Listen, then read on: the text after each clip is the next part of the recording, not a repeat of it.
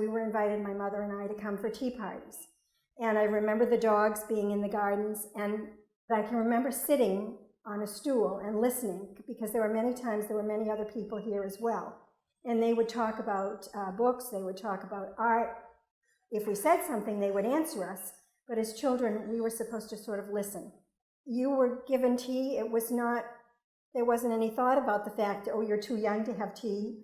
They would bring out things from a room that was downstairs here, where the door is, coming out to the courtyard. There were chairs in the courtyard with little tables. There were beautiful, ornate urns, flowers on the top of them. Some of them had tops to them so that you could put a plate or a cup on top of them. I just remember ladies were dressed always, of course, back then, everybody wore dresses. Nobody wore slacks except Hannah. The ladies were always dressed in very nice dresses, and many of them would come with hats on.